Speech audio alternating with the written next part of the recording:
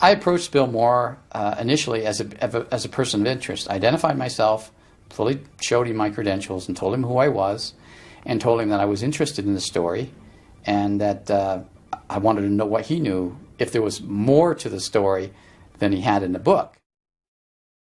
He wasn't necessarily an informant, so to speak, but he was a person that was cooperating.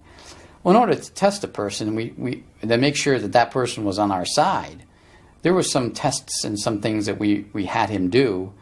There's polygraph examinations and other things that we test a person to make sure that they're loyal to us. And we ran him through some of these tests. I can't go into details, but they're tests to make sure that this person is a trusted person, and we can trust them, and that they're providing us reliable and trustworthy information. And Bill passed every one of the tests. The first thing AFOSI gave Bill Moore was basically a test to see what kind of researcher he was.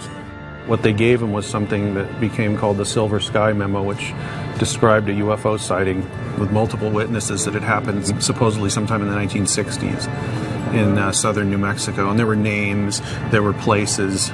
So he went and methodically checked each of these towns, asked where these people were, and found out that either they didn't exist or that they'd moved away before the incident had supposedly happened. So he came back to his contacts and said, I don't know why you gave me this. This is completely fake. There's no reality in it. Falcon, who was the guy that he was contacted with, and Richard Doty kind of both smiled and said, good, you passed the test. We had to be very careful working with Bill. I mean, we had to be careful because we knew he had other sources. But Bill was going out and finding other sources and finding information that was contrary to what I was telling him. Bill was getting information privately from somebody within the intelligence community that knew the subject. We'd have to decide on what we would do. Are we going to tell him yes? Are we going to tell him no? Are we going to say, nothing?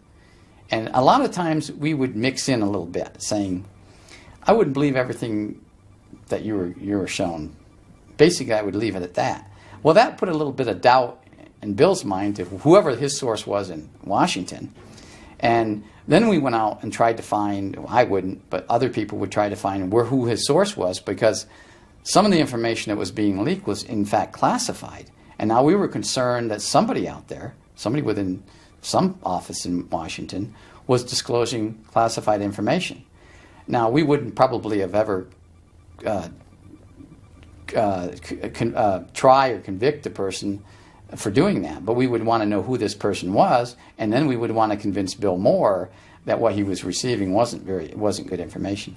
Bill Moore showed me two things that I had never seen before, and I didn't know anything about, and they pertained to a second crash site in Magdalena, or out west of Socorro, and another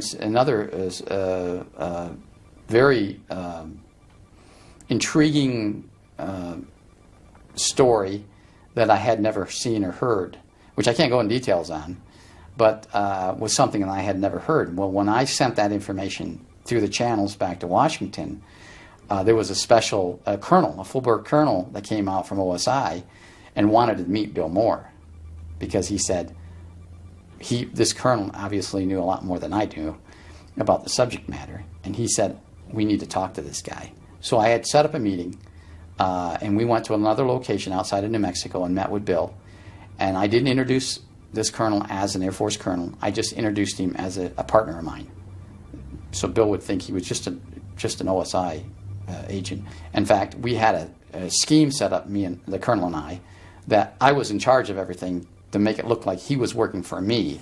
And so we kind of put on a skit in front of Bill, and Bill bought it, hook, line, and sinker. And Bill actually gave us some insight into where he got that information from.